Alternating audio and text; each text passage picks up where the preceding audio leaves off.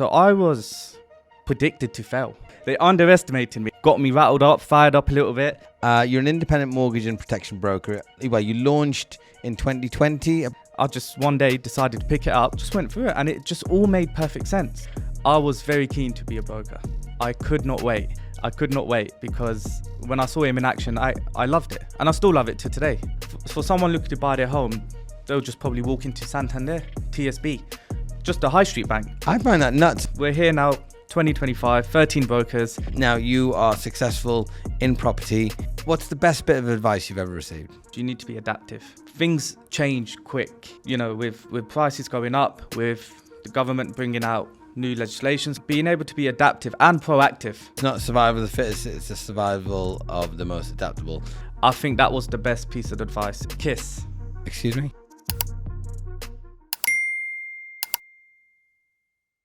Before we get into the episode, I just wanted to say that Property People has been going for over 5 years, and I've come to know that over 71% of you still haven't hit that subscribe button. So please, I ask a small favor. If you could take a moment and hit that subscribe button, I'd be ever so grateful. And in return, I assure you that I will do everything in my power to make this podcast and YouTube channel the best it could possibly be. We'll get bigger and better guests, and we'll go more places together. Now, back to the episode. Hello, everybody, and welcome to another episode of Property People. Today, I am joined with Mr. Ravinder Badyal. Yeah. How are you today? I'm very well. Thank you for saying my full name. Yeah. My parents say that when they're mad at me. We're not mad with you today. We are very, very delighted to have you. Thank you for having me. And interestingly, fascinating fact, where we are having you is actually in your office. Yes, absolutely. I was just saying earlier, I'm so glad that you're able to use the office and benefit from it. So yes, this is my office, the upstairs, which is now Marriott's Property People's podcast studio. So I'm glad that it's coming in use. Yeah, so our studio is now in the Abundance Finance office in Fleet. So if you are keen to come by and say hello, you'll know where to find us. You'll see Rav's face smiling, beaming through the shop front. Absolutely. And so just a quick intro, Rav. You're an independent mortgage and protection broker, and you have been, you launched in 2020 Abundance Finance? Correct. And you specialize in residential mortgages. You work with investors doing buy-to-let stuff as well. Yep. And one of the things that I like very much about you is you have a client-first mindset in everything that you do. And I think that that's so important when you're running a business, because they are the bread and butter. They are the ones that keep the lights on. And you have a belief, most importantly, I think this is the part I cherish the most, in an abundance mindset over a scarcity mindset. What gave it away? Yeah, exactly. The clue is in the name. So looking to reshape mortgage advice, delivering honest, inclusive and tailored advice to everybody. And I think it's so important these days because every case is slightly bespoke. Everyone's scenarios are always quite unique to themselves. There's no one same case. Yeah, exactly. So you do that really well. You've built up a team. And before we go into all of those different things about your career, I want to know, to start with, who were you at school? What sort of person were you? Did you always go into math lessons think, I can't wait to become a mortgage broker when I grow up? Absolutely not. I would actually say maths was probably one of my weakest subjects when I was younger. Really? Yes. But I think they say what you struggle with when you put in the effort, when you're faced with failure and then you put in the effort to learn something, you then become, I wouldn't say I'm really good at it, but you become more familiar with it. So maths was one of the things I struggled with originally. When I got to college, that's when I started to take more of a keen interest, and I felt like I was getting much better at maths. So originally, I know I'm in mortgage brokering, and everyone always thinks that, you must be really good with numbers. Have you ever heard of a calculator? It comes in handy. So I wouldn't say I'm the worst, but definitely with maths, back in when I was younger, I was not the best. Okay. In school in general, were you like all A grades apart from math, or were you like bang C average, or were you like failing, not very good? So that's where it was surprising. So I was predicted to fail, in fact. And I actually got an award because I did the best best out of everyone's predictions. Just the teachers have a predictions. Oh, cool, yeah. And I actually ended up getting all 11 GCSEs. Oh, right. So they actually underestimated They you. underestimated me. And I think that's what maybe got me rattled up, fired up a little bit. And so in the end, for GCSEs, I did pretty well, I feel. Got all 11. Yeah, you which I'm got. proud of. I mean, did you work harder? Did you study? I did. Yeah. I did. I So you remember. took it seriously then? I took it really serious. I mean, I guess that's what flipped the switch when I was underestimated. I put my head down. I remember doing, all-nighters and really putting the effort in. So I was proud. I was proud of my GCSEs. And you get that sense of achievement. Absolutely. And that kind of spurs you on. Yeah. What did you do after you did GCSEs? Did you do A levels or did you I went the traditional route. So I went to A levels. Yeah. I even went to university, which is. Did you? I did. What I did did. you- I what don't did- talk about it much. What did you study at A levels? At A levels, I did economics. Oh, okay, good. Yeah, and sociology. I did economics and sociology. Did you? I What was did. your third one? This episode is sponsored by Merry Oaks Property Finance. Merry Oaks Property Finance is a finance brokerage, and we specialize in property finance for investors, developers, landlords. So anything from buy-to-let, bridging, development, commercial, HMO, short lets, hotels, the whole 9 yards, we can support you on whatever funding requirement that you need. If you have a funding requirement, please do reach out to us in the show notes, and I hope to hear from you soon. Now, back to the episode. I was doing maths and I dropped out. I wasn't very good at it. I did maths as well. I'll be honest with you. It wasn't that I wasn't very good at it. I'm decent at math. I'm like to think so. I'm a finance broker, and we deal with very big numbers and big calculations. The level of maths that you get into A-level maths and further maths. We just had Adam Lawrence on. Mm-hmm.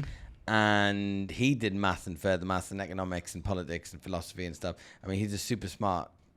And he, like, some people are book smart, right? Mm-hmm. In terms of they are able to read books and digest that information really, really quickly. I mean, I don't know if I'm dyslexic. I never got tested because I was always scared that I'm not dyslexic and I'm not very clever. But ultimately, I only did 2, and they were the 2 most interesting. I liked that it wasn't a pure science; it was all. Yeah, and I agree with you. The jump from GCSE to A level, for maths especially, It's massive. it's a big jump for people to take, and I noticed that as well. No, I just couldn't keep up basically. So they said you can either struggle through it and really, or you can just drop out. You've got 2 choices. You don't have to do this. You're at the 18, 17, 18 now. So I just dropped out of it. But sociology, but I've always taken an interest in math. My dad's a mathematician. Oh, and really, okay. really good at statistics and stuff. And if you want to get into business, you need to know your numbers. Absolutely. So I think there's a difference between that level of maths and then just general good, solid arithmetic. And so that's where I got to that. But okay, so go back to you. You're doing maths. No. Yeah, so Economics and sociology. And the third one was? psychology. Psychology. Psychology. So very much the social sciences. Yes. And then where did that lead you to university? So from university, I thought I'd continue down the maths route because at that point, that was the only. I always knew I'd be in finance because from GCSE. Why? Because when we spoke about maths not being my strong point back in year 9, and then from GCSEs when I really put the effort in, end up getting an A, and because that surprised, that feeling of achievement, I think I just followed that feeling. So that's why I continued, with the maths route. So in university, I did economics. I did finance and accountancy, but it had an economics element in there. And in economics, I generally love economics. In our work to work, we got to keep up with economic updates because it affects us day to day, doesn't it? With the property market, what's happening with inflation, interest rates, it's all very much connected. So that's what I did at university. I did finance and accountancy. But what's quite interesting about it is, if one of your questions were, would I go back to university if I have the option? I'm not sure if that was your question. Oh, well, would you? Absolutely not. Yeah. I mean, I don't think university is what it used to be anyway. Back when kind of our parents went on the 80s or whatever, Yeah.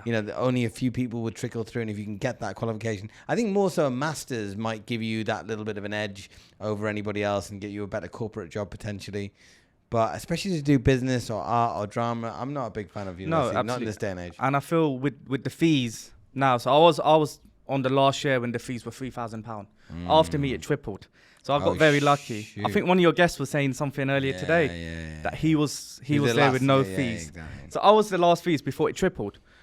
But with that, you're coming out with major debts, major student loans, and the chances are, what are the chances of you getting a job within that field? I think I've seen the stats. I can't remember right now, but they're quite low. Yeah, exactly. There's a lot of people with like psychology degrees that end up working in bars and restaurants and stuff. So, well, you didn't need to do that to get that, to get that job. So going forward into the, you mentioned that you wanted to get into some sort of finance. Yes. So, what time when you're talking about finance as a kid, like you see mortgage brokers, I guess. So I didn't know what. Or you see big towers of like Goldman Sachs and stuff. I kind of went forward with my university degree, finance accountancy, assuming that I'm going to be an accountant. That was the route I was thinking of going down, which is respectable. However, and no disrespect to accountants who are accountants out there, I just found the course very boring. Yeah. I found it very boring. And I just felt like I can't do this for the rest of my life, if this is what I'm going to go into. So even though I did get my degree, I finished the course. I wasn't proud of what I got. I actually got a 2-2. What did you study again? Finance and accountancy. Finance and accounting. Yeah. Okay. And I ended up with a 2-2. So that's respectable, bro. Don't worry about that. Do you know what? I was very... Were you gutted? I didn't even go to my graduation. What? Yeah, I know. What? Because of the result? Yeah. Oh, Rav. I know. I was... Damn. I do regret it now. Looking back at it, I was maybe a bit harsh on myself. You're very harsh on yourself. You didn't get the picture of the hat, and my mum was like, you got your brother, your sister. Where are you here? And so I got the certificate. I just don't have the photo. Got the certificate, and that's how I felt about it at that time. So bless you. Yeah. So at the time when you get qualified, you get your degree, and then it was really about what am I going to do next? What's the next step? And how did I get into mortgages? If I'm honest, it was by chance. It was from my brother. He had a Cemap book lying around. I just one day decided to pick it up, and I just went through it, and it just all made perfect sense. It all made perfect sense. And what I loved most about it is how in finance, property, mortgages, it all has elements of economic implications, so economic data. If something happens in the real world, wars, inflation, that's going to impact what's happening in your day to day. And I really like that aspect. So when I was going through the Cemap book and I was, feeling like, yeah, I understand this, that I would say is what triggered my interest into the mortgage world. That's what triggered it. Got it. Yeah. So it's quite, you pick up a book and you think, oh, this makes sense to me. And I don't think I've ever heard anybody pick up a Cemap book and find normally people go to the light or something if they pick up the Bible or something. But okay, fair play. Because there's lots of other things that you can do as well. But the fact that you picked up the mortgage stuff, the next steps to me sounds like it would be just go and work for a mortgage brokerage. I guess what helped was my parents have a portfolio, and one day we visited. That helps. Well, I think that helped with my journey. Helped me certainly. Yeah, I'm very big in manifesting as well. So after I picked up that Cemap book, what was very interesting, I should have bought this here, but I've got a journal where I've done a picture and I've named it as Ravi's Mortgage Firm. So I've done a picture, and I've drawn down brokers and a firm, and I've visualized, I'm going to have a mortgage firm in the future. This is 15 years ago, and I've still got it. I wish actually, but I'll bring it in next time so you can see it. And I'd done that this was after I picked up the Cemap book. So after I picked up the Cemap book, my parents, they dragged me along to a mortgage broker because they were doing one of their refinances, and they needed help, assistance. My mum doesn't speak, is not too confident in English, so I came along, and I tried to help as I could. And I think from that moment, I feel like because I could be a help, and I understood what was being said to me. I could explain it in a very simple way. It was from that moment it's when I thought, if you're looking for anyone, if you're looking for any extra help, I'm available. And he employed me. My parents' mortgage broker, he employed me, and that's what started my journey. So that was back in, I believe, 2015. Good. And 2015 was when you started the mortgage journey. I started off as an admin. So case admin. Tell us what the case admin is. A case admin, so you're effectively processing the application for the broker. I would say you're doing most of the dirty work. Because being a broker, it's fun. You're talking to clients, but when you're processing an application, I would say it's the main part of the job, because you got to make sure that the I's are dotted and the T's are crossed. I always get them mixed up. I say the T's are dotted and I's are crossed. But you got to make sure that everything adds up, and you got to ensure that when you're doing an application, it's all fully completed. So when it's packaged up, it goes through very smoothly. Yeah. So you said it's the dirty work. Now, is that dirty work because it is literally like work that nobody else wants to do, or it's the work that you don't like to do? Yes. I think it's the work that I don't like to do. Yeah, exactly. Because it's not client facing. It's very much behind the screen, and you're analyzing the data and your data inputting. So it's incredibly important stuff. I mean, I personally don't enjoy that side of the administration in general, whether it be booking in appointments into my diary, whether it be filing tax returns, whether it be like whatever admin it is, I just don't enjoy doing it. So, but it was very instrumental for me, because then I got to understand, how do lenders want their applications filled out? Exactly. What is a net profit? What is how do we get company accounts, and how do we then translate that onto a application for a lender? And I learned all that throughout being an admin. So it was, for me, and I'm not being big-headed, but what made me an excellent broker, because I started off being an admin. Do you recommend that everybody then necessarily? I would. If you're gonna dive head in, start being an admin. I think there's a saying, unless I'm making it up, but I think the best brokers are originally admins, because you've got such an understanding of the whole process from the point of view, from the admin point of view. So if you've got that understanding, being the broker side, it just flows a lot more easier. Got it.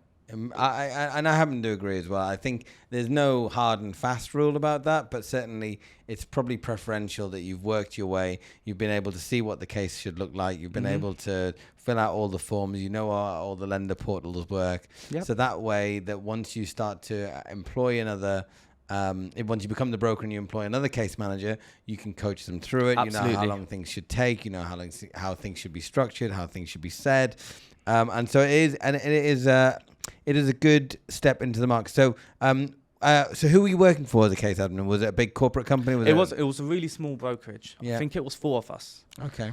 And he was an older gent. I think he was in his 60s. Surprised he didn't retire. And he was, he was paper based. So what I mean, he had cabinets of all client data. And this is 2015. So it was at the point where, everything was going paperless. So it was very surprising that he was still stuck in that dinosaur age. Yes.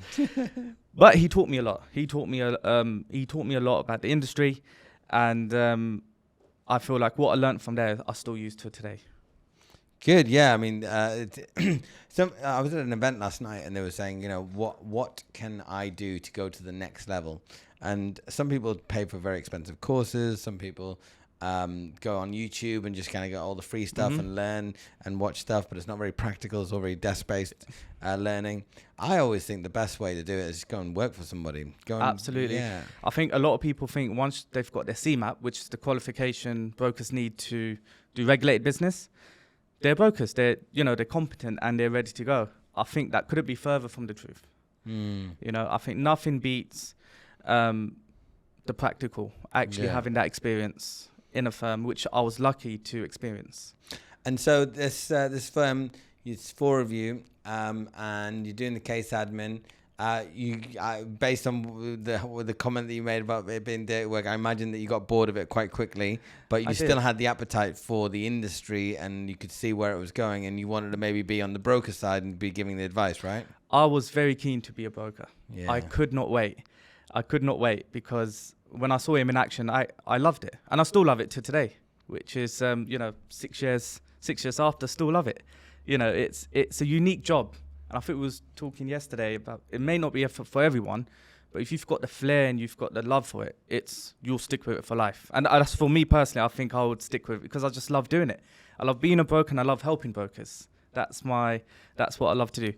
So do you, we'll touch upon that shortly on what you just said. But tell me, before we go down that route, the journey from being a case manager into being a broker and then setting up Abundance. Okay. So I think where it changed for me, when I left, his name was Jeff, where I was a case admin. I applied for what's a firm called Dynamo. Used to be called Buy to Let Business. They're quite a famous brokerage. A lot of people have heard of them. Yeah. And that's where I got my break to start advising. That was my first big break. So that was back in 2018. So where I started advising. And it was kind of like that scene from, The Wolf of Wall Street, where he first picks up the phone and he falls in love with it. It was somewhat similar to that. When I first did my first deal for a client, I just couldn't believe the fact that I was able to help them buy their first home. I was such an important part of their process. What was it? Was it a residential mortgage buy-to-let? It was the first one, I believe, was a residential purchase, I believe. And so take us through that process. So it's you get an inquiry saying I want to buy this property. Yep. And then what is it? Fact find? How does it go from there? Yeah, then you've got a fact find, but I like to just call it get to know your client. So whenever I have a conversation with someone, it's always a conversation. It's never, a fact find that I have to just get these details because they'll shut off. Yeah. I think you got to know your client, befriend them. At the end of the day, they're a human being. Have that human touch with them. Get the information that you require. And then once you've got that information, the next step is to do the research for them. So it's effectively managing their expectations and understanding what they're after. Because a lot of people these days, they may be after something, but they're really after something else. So it's clarity, making sure you know what does the client want. Because the client would want anything, always the maximum possible, the best term. You've probably experienced this in your side, and then all of a sudden they get what they've asked for, and it's not what they want because they've not specified it, from the beginning. So I'm very careful. I like to specify with the client from the offset. What are we looking for here? What's the objective? What's the goal? What's the objectives here? Yeah. And then so you go through that. So the fact find. So you identify the loan. Then they get into application. And then they go through the legals, underwriting, and valuation. I think for us it's a bit different. So we won't go to the legals. Happens right at the end. Yeah. For us, that's our end stage. So once you've gone through the application, we like to follow a simple process because buying a first home, I've heard, is one of the most stressful things you can do in your life. Yeah. That moving house and divorce, they say. Moving house and divorce. Yeah. There we go. So I like to keep it as unstressful as possible. So we have a simple process. Once we've got the fact find, the client details, the next stage is to find a lender that meets the client's objectives, and then it's the application. Once the application is in, we take over. We only let the client know once we've hit certain milestones. Mm-hmm. So the milestones we let the client know is once the valuation has been instructed, because they need to know, they need to open the house, let them in. Yeah. And mainly once we've got the mortgage offer. Once we've got the mortgage offer, that's normally a happy time because it means big tick, we're good to go. After we've got the mortgage offer, then it goes to the legals and then the solicitors do their thing. And the legals are usually just like a due process. It's not, especially, when you get down the residential mortgage route, I think for bridging and development and commercial stuff, it can get a little bit more complicated. But for residential, your average 3-bedroom terraced house or 2-bedroom flat, that's why the mortgage offer in hand is such a... I feel like it holds more weight. Yeah, it's a monumental kind of moment in the whole process. So you did that first deal. And then you thought, right, I'm going to build my own business. No, not off the first deal. Not off the first deal. I would say the place I was at, Dynamo, was Shout out to Ying Tan, by the way. Great Ying guy. Tan. He taught me so much. Great guy. He was the leader at that point, and I used to listen and follow everything he used to say when he used to talk in front of the team. And what I learned from Dynamo is everything I use in abundance, and what I try to help with the brokers. He was very good at keeping it simple, having a process, keeping it simple, and not overcomplicating things, which I really respected, because I thought that was really helpful. So I stayed at Dynamo for about a year. I learned what I could in a year. And to be honest, I'd never actually had any plans to go self-employed or to start my own brokerage. Although I mentioned I manifested it before, back in the day, I was hoping to stay at Dynamo for longer, you know, and because I was happy there. It was good. I was good at my job.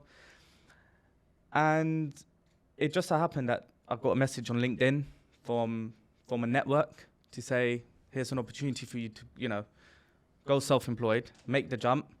What do you think? And I never had any desire at that time to do it. But then I think I mentioned it to my mum or someone, and they said, yeah, you're not going to be able to do it. It's not for you. Again, somebody telling you that you can't do something. The underestimation came in. And that's what kind of motivated me. I think when you underestimate me, I don't know, I have a sort of feeling and I just need to go for it. So I gave him, after 1 year, out of the blue, I just gave him my notice and I said, right, I'm joining.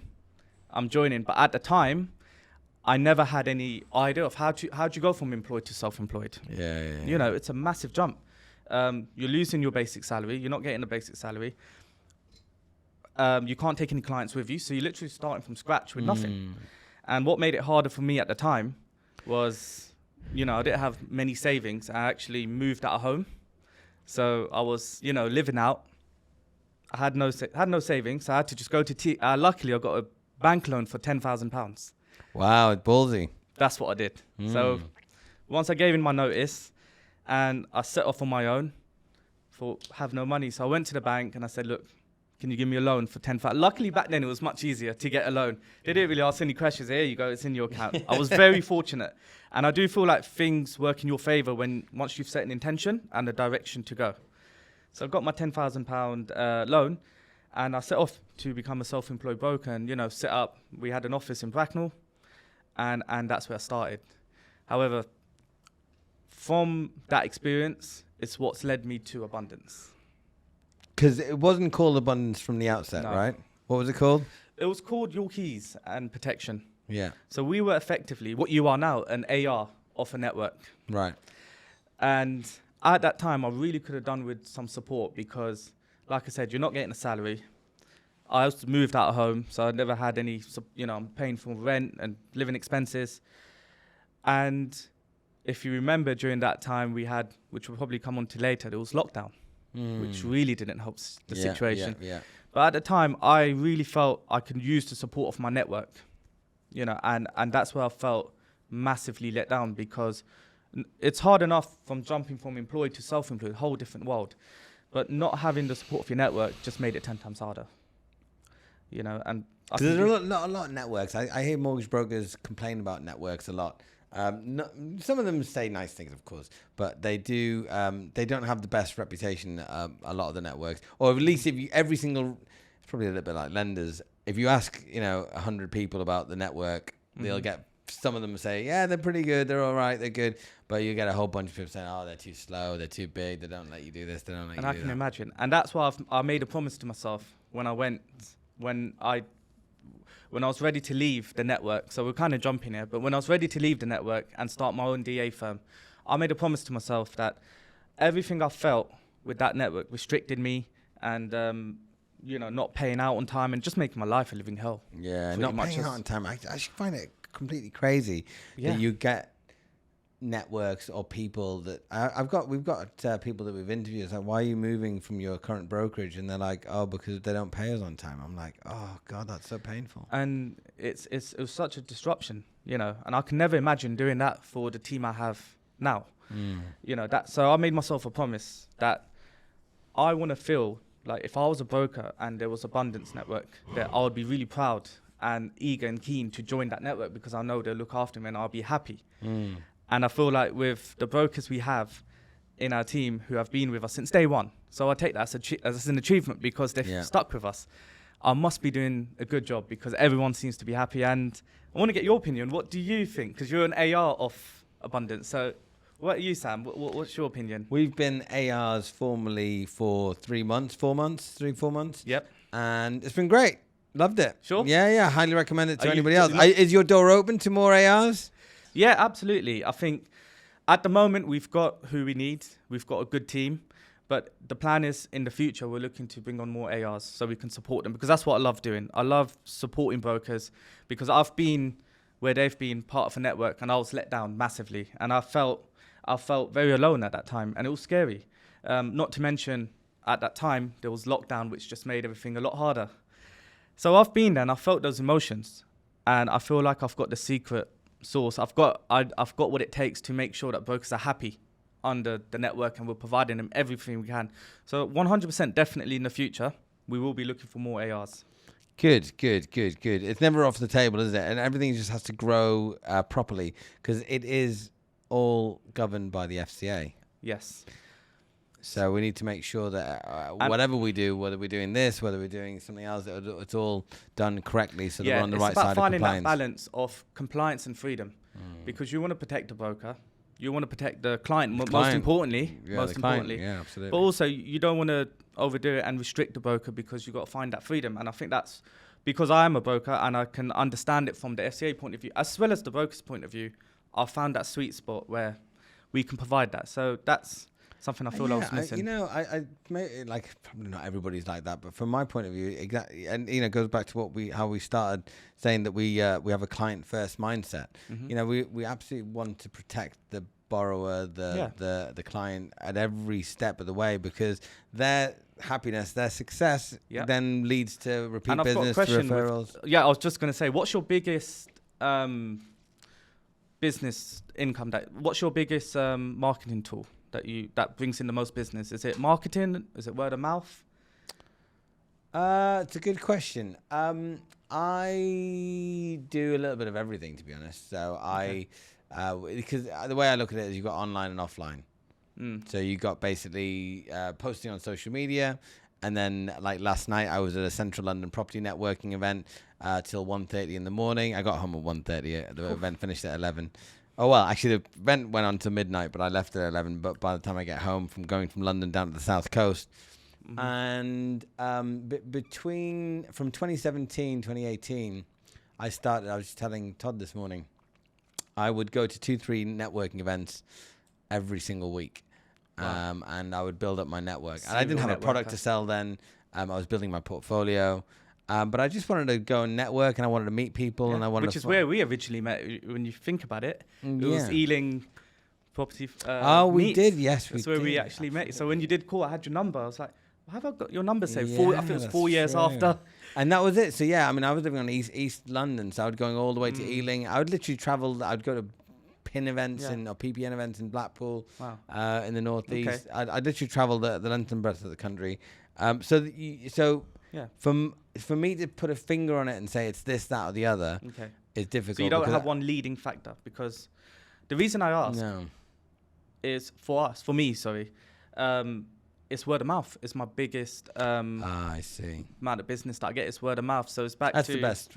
It's the best, and it shows that you're doing the correct things, because it comes back to your, question about we're client facing, and we believe in make sure we're doing a good job for the client. So if we're not doing a good job, they're not going to come back.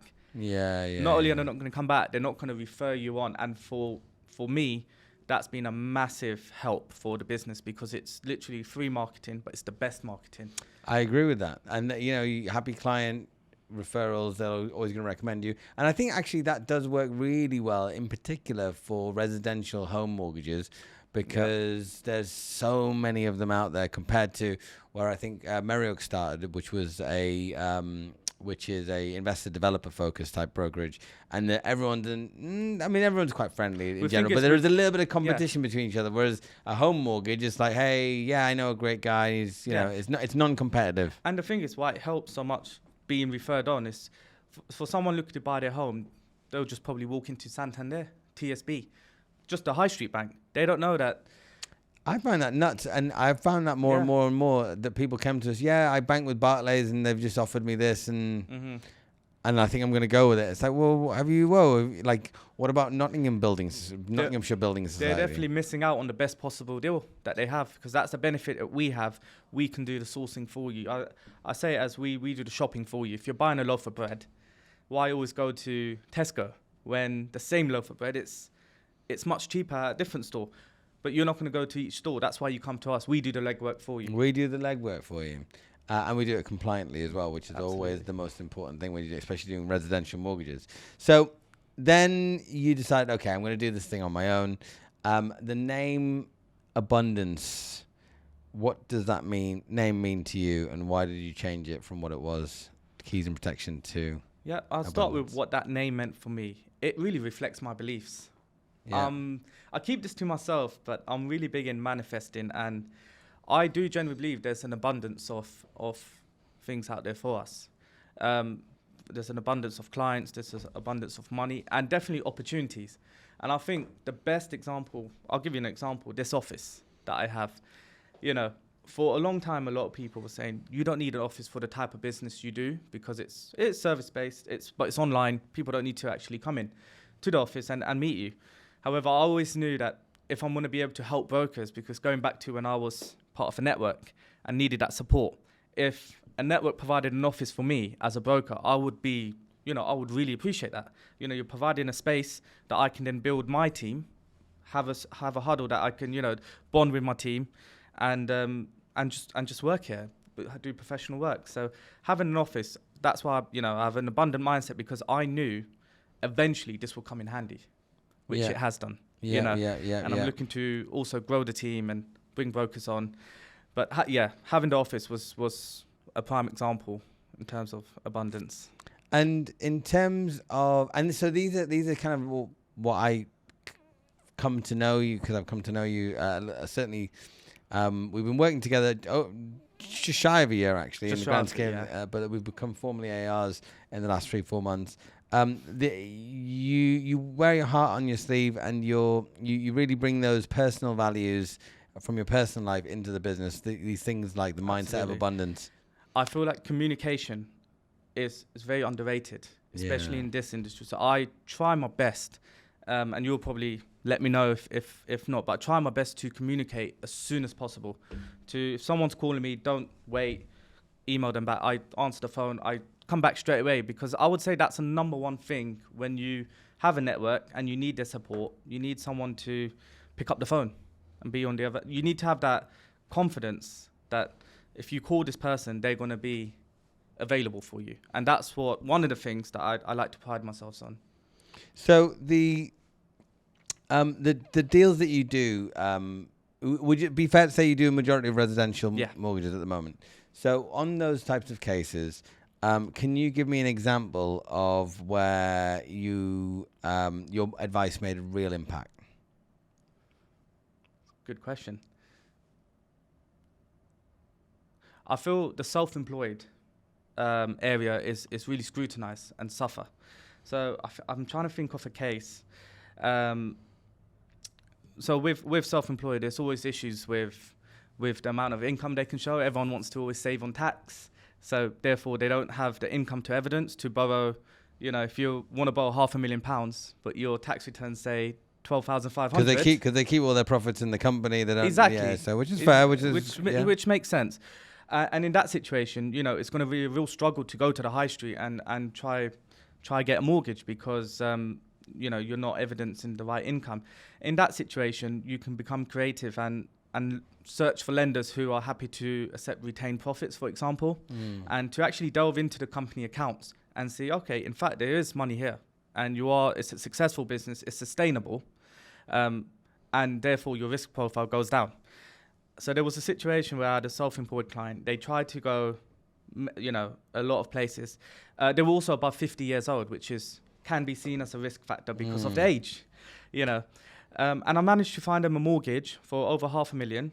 They were both self-employed, and they went to the high street, TSB, HSBC, lenders like this all declined them because of being self-employed and their age and a number of other factors. And I managed to get them a retirement interest-only mortgage. It's exactly what they're looking for. That's very creative. Yeah, exactly. And, you go to those high street banks. Normally it's the bank that they're banking with already that they just contact anyway. Exactly. And normally they will go there. Yeah. Receive a no. And that's it. They think their journeys... They can't be helped. They can't be helped.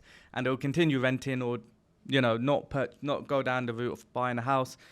And it's a shame because I feel like a lot of people don't know we are actually here to help. It doesn't, don't think age is a declining factor. Income. We've got a lot of lenders that we can approach and see where we can help. So it's always worth asking the question.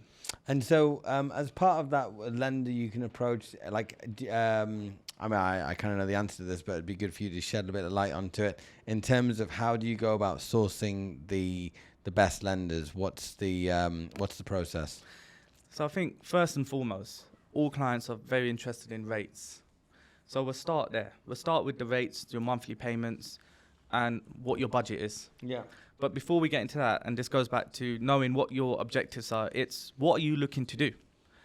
So for that particular example that I've just given, the clients were above 50 years old, so they just needed a mortgage, something that they could have for the rest of their life. So the first thing I'll do is find out their criteria points. Yeah. And list them down. Once I've got all that together, I'll find out which lenders are happy to consider these. And then from those lenders, we then go on to who's offering the most competitive rates. Got it. In some situations, it sometimes happens that you can have a conversation with the lender. And then, what was once a no could be a yes, because there's always a story behind someone's situation, someone's circumstances. Yeah. And that's where the relationships with the BDMs, with the lenders really come in handy, because once you've got that relationship as a broker, we can have that open conversation and say, look, this is the situation with client X. It's just gone through a divorce. Therefore, this has happened, X, Y, Z. But would you be open to consider? And then that opens a lot more possibilities. And I think that's where as going to a mortgage broker can really benefit you. Absolutely. And then you've got it's criteria matching, isn't it? It's basically really understanding the client and making sure that they give you all of the information, because if there's material changes along the way, it just causes all types of exactly, friction. yeah. If you've got declines. Exactly that. If you've got, if you've given that information, all of a sudden you're paying for a BMW which costs you £400 a month. That's going to flip the mortgage we've just gone for upside down. In that fact find process, how important is the credit score? I would say it's probably the number one thing. Is it? Doing a credit search. So the credit score will give you an indication of which lenders we can approach straight away. Because if that credit score is low, a lot of the high street may not consider you. What's considered a low score? A low credit score rating is anything with a mispayment. So it's normally given on Experian or whichever agencies you use. Which is? Excellent, starts with excellent, good, and I believe it's fair. And which are who are the providers of the credit scores? So Check My File was a really good one, because that actually has a combination of all three. Which is Equifax, Experian, and TransUnion. Right. And the reason that's good is because you may go to a lender who uses Equifax as their credit agency, and if a client's giving you an Experian report, they might be hiding a higher purchase. So it just saves your time as a broker, saves the lender's time, and ultimately saves the client's time, because if you can see that, you can see the whole credit profile with Check My File. So I normally find that the most useful. Check My File, because it basically does all the three main ones. All of them. And then because one might be showing something that the other one isn't. Exactly that. And then you might think it's all great, and then you get told it's not because something else is showing. Yes, I get that. How do you, going back to wanting to be a broker, so you can go through all these things. I can see there's an element of passion in the way that you talk about these things and solving problems for these home buyers. This is the most important asset that they're going to buy. It's gonna, it's the largest asset that they're going to buy. So it's a big purchase, and you're helping them borrow more money than they can, they'll probably ever do in their lifetime. What's the journey for a Cemap broker? So what does that feel like? So imagine you straight out of school, uni, I want to get into finance, I want to become a mortgage broker, I've got to do the Cemap thing. What's that journey all about? How does that work? How long does it take? What do I have to do? So that's the interesting thing. It can take as long as you want, because the CMAP exam is similar to like a theory test. You book it when you want. You can take it. If you fail, you'll have to retake it for a cost. So it can be done. You know, I did my CMAP in 6 months, the CMAP 1, 2, and 3. I know a lot of people have done it within 2 months or a year. So that's a nice thing. It depends on how bad you want to become a mortgage broker, and how long you take to complete your CMAP. But once you've completed your CMAP, I think it's very important to remember that you're not straight away in a position to start advising, because the theory doesn't always add up to, doesn't equate to the practical, because there's a lot of real life situations, legislation changes that you have to account for. So that process can be difficult, but it's like, for me personally, because I came out of university, I was very much in that mindset of already taking exams.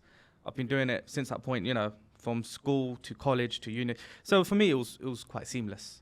But if you're kind of going into there not used to taking exams and revising, I can imagine it could be quite a struggle. Yeah, no, I can. I mean, I don't like taking exams. Actually, I was very bad at exams. I was good at coursework, or half decent, because I could go away and prepare. Lucky I didn't have no coursework.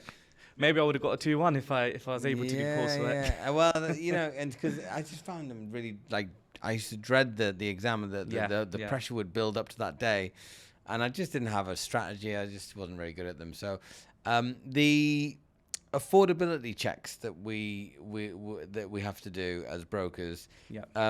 There's people that say, oh, you can only get 3 times your salary, and some people say you can get 6.5 times your salary. How does that all work? Is there a rule of thumb that people at home can think in their minds that this is what they can do, or is it just best to reach out to a broker to get it accurate, because otherwise you're making assumptions that? Yes, definitely. I think multiples have their place for someone who wants to use it as a guide.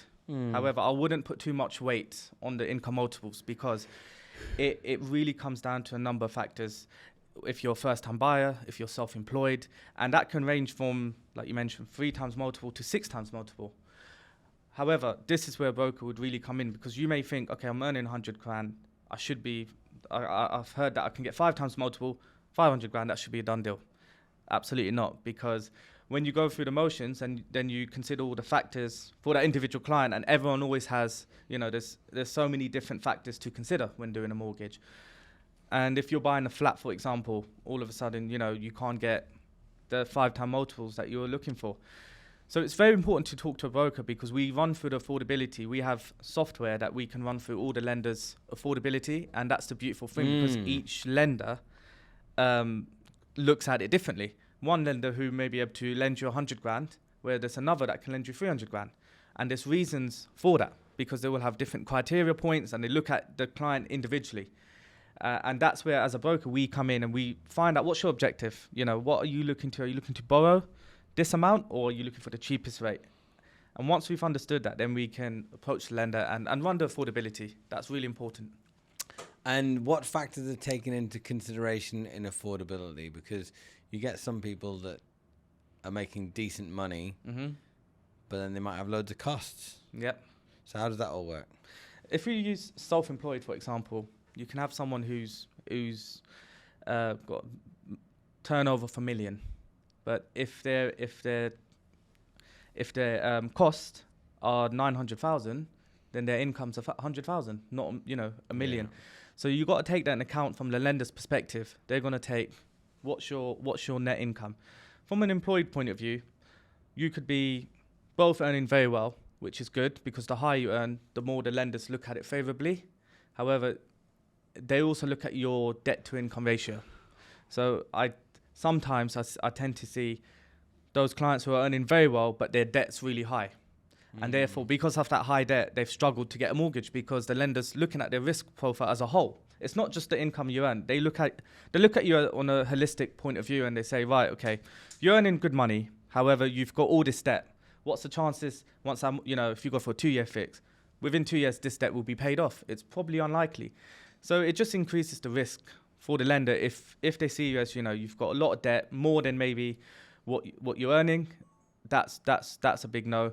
But yeah, debt to income is something lenders look Well, at. like if I've got 5 kids, Yeah, I got dependents. a car that's on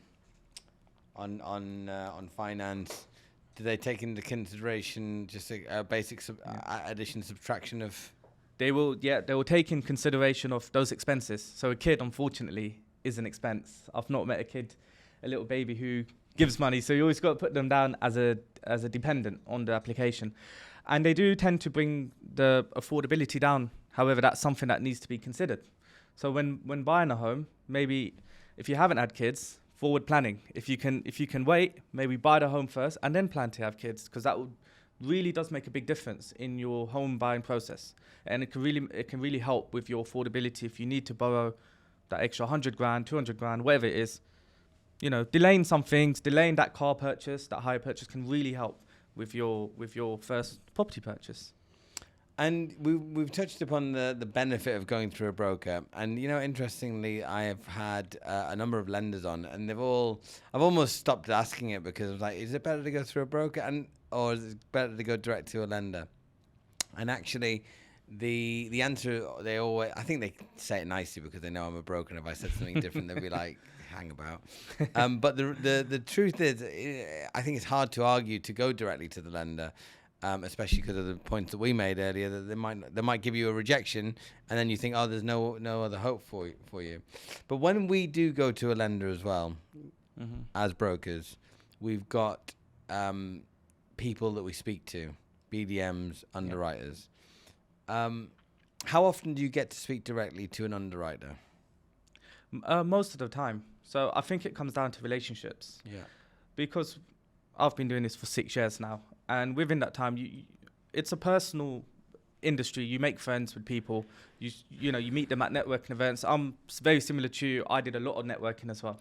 That's so I've met these lenders. I've met the underwriters face to face. We've got Fleet Mortgages down the road from us. So if I ever need to CHL as well. So if I ever needed to, pop into the office, I can have that face to face conversation. And also, we've got an office here. So when we have underwriters in our office, we also have that immediate effect that we can get help from underwriters directly. So I'll speak to them quite frequently. It's the answer to your question. Yeah, I think it's important. It's very important to be able to have that direct dialogue. Sometimes it can be computer says no, especially with the larger lenders where they're very process driven. Yeah, they've got a lot of younger, maybe not as experienced people making decisions based on set criteria. But if you can get in with the underwriter, at least have a conversation. That's not to say that you're going to change their mind every single time or anything, but at least you can get a better explanation so that you can make your broker better next time.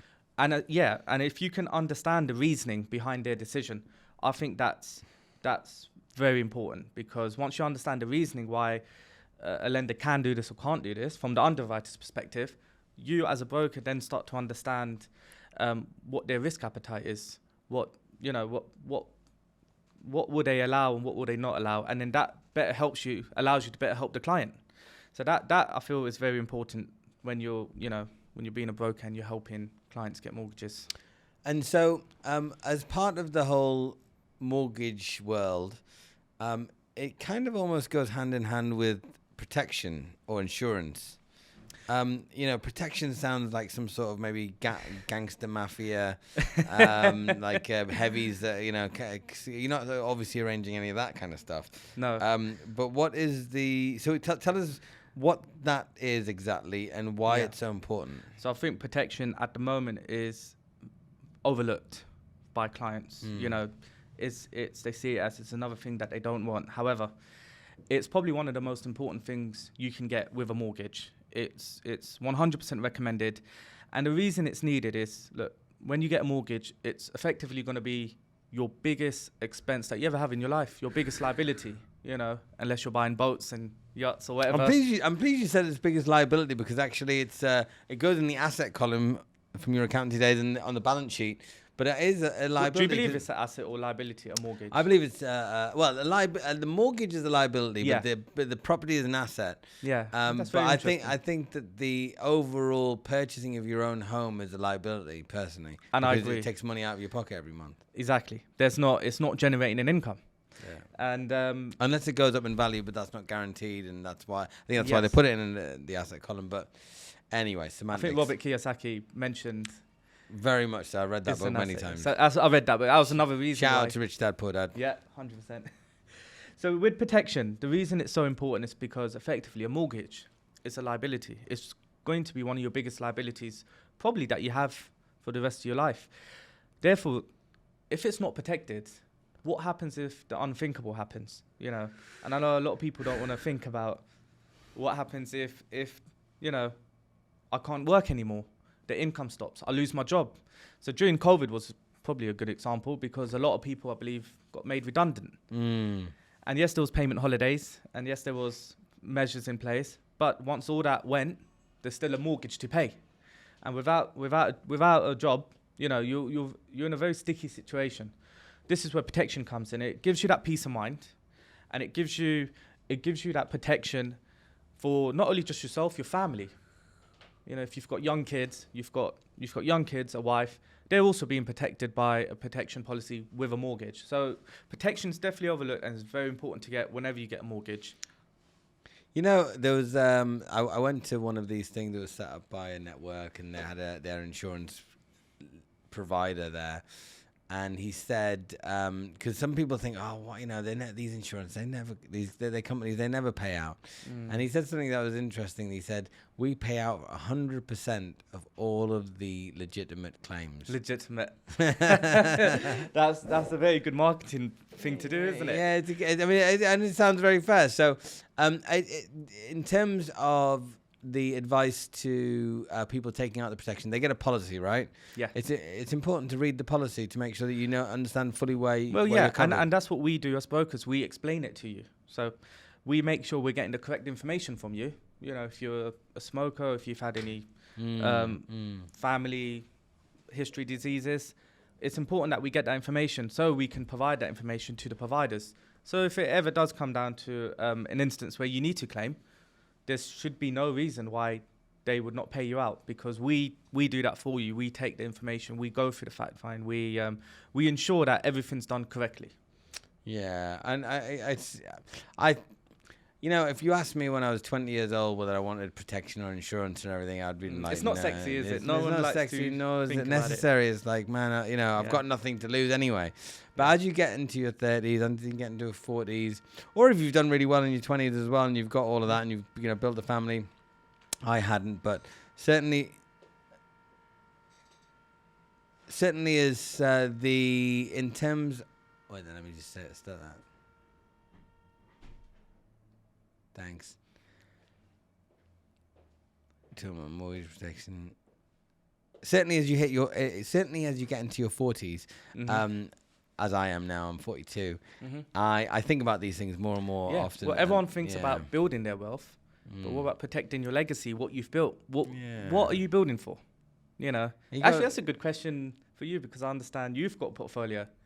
So if I did ask you, putting you on the spot, what would you say you're building this for? You know, if there's a reason. Yeah. So for me, the property portfolio is akin to a pension pot. Yeah, that's what a lot of people say. That's basically the long-term benefit from it. It's a wealth generator. It passes down to family members in the future. And I just like the asset class because it's tangible. It kicks off an income. Yeah. It has capital growth. And it's providing a human need. Again, I was talking to Adam Lawrence earlier today, and I was just mentioning that a lot of the properties that we buy, they are really run down. You know, they're not fit for purpose anymore. So somebody's got to go in and do the job. Is it going to be the government that does it?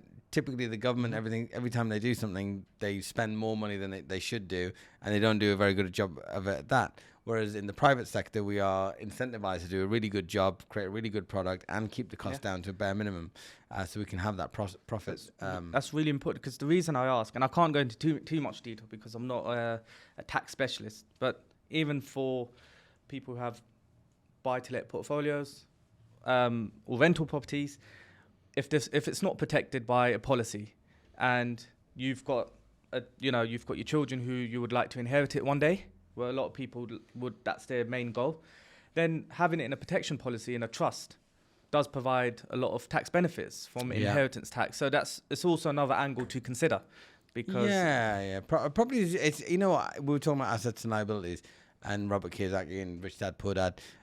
Property is an asset, and I could have chosen to buy loads of gold. I could have chosen silver. I could have chosen crypto. I could have chosen stocks, shares, commodities, a whole bunch of different stuff, forex, and I like property, and I think everybody should be buying assets in some way, shape, or form. At the end of the day, if you want financial freedom, you just have to make sure you've got more assets giving you income. Absolutely. Than you've got liabilities That's going out. Kiyosaki right there again. It's it's basic maths going back to how we started. So Rav, what's the best bit of advice you've ever received? That's a good question. Kiss. Excuse me? Keep it. I would say it was kiss. Keeping it simple, stupid.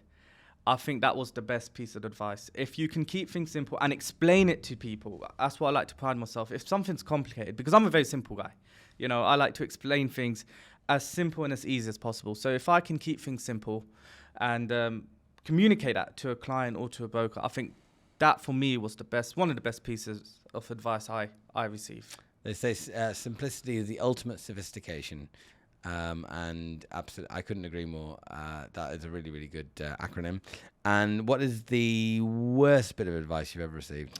See, I want to say, when my mum said not to go self-employed and make that jump, I want to say that, but it's because she said that. I feel like that was one of the reasons that I did make that jump. So I would say, if I had listened to it, that would have been the worst piece of advice, possibly. But apart from that, what's the worst piece? Let me just have a think. To not go with your gut feeling. So I'm generally a person who goes with my feelings. And I think if I put an example, when we first spoke on the phone, if I'm honest with you, Sam, I had a very good feeling after I spoke to you. Bless you. I had a vibe. Likewise. I did have a vibe, generally. And at that point we've met, but we didn't know too much about each other. But I had such a good vibe after spoke on the phone to you, and so I went with my feeling. I proceeded forward. We're here today now. So, and that's what I've done. We're here now, 2025, 13 brokers, in collaboration with Marriott's part of an AR for Abundance, and I've just done this all with feelings, really, gut feeling. So that, I would say, is the worst piece of advice when someone mentioned, don't trust your feelings. Trust your feelings. Trust your gut feeling. Your gut generally is a good receptor of good energy, bad energy, good vibes, and all that sort of stuff. 100%. But you know what? Interestingly about your mum, I'll give her a break, because my mum used to say the same thing to me. She always wanted me to adventure out and do all those things, but at the same time with a little bit like, be careful, don't do that.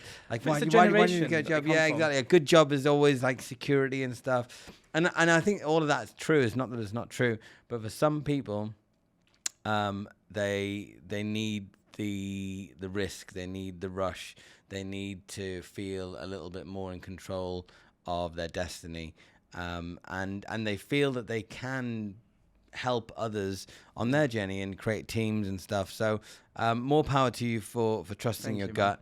Now you are successful in property. You're a successful mortgage broker. This is all about property people. What, in your opinion, are characteristic traits that you need to have to be successful in property? I think first and foremost, you need to be adaptive. I've met landlords, I've been to a lot of networking events where things change quick, and quick is the main word here. So, with prices going up, with the government bringing out new legislations like renters bill, which that's coming out, which is massive. Which, if that potentially comes out, it's gonna make a big change. It's not if, it's when. I think they're saying September. They're saying when. It's not come out yet, but when when it does, it's going to impact landlords. So it's being able to be adaptive to that. You know, for example, EPCs. You know, being able to be adaptive and proactive. Because if you wait to the, for example, with EPCs, energy performance certificates, which basically means getting your property to a level of C and above, it's going to cost money if you leave it to last minute. So if you're proactive and you're adaptive, I think those are two good qualities to have to be within property. It's not survival of the fittest, it's the survival of the most adaptable. I believe Very so. true. Yeah. Thank you so much, Rav.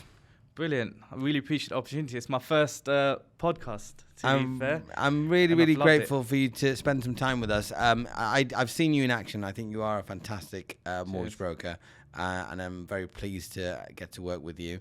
And I think the future looks bright. We've got a lot of things to look forward to. Happy days. Thanks again. Thank you, mate. Thank you.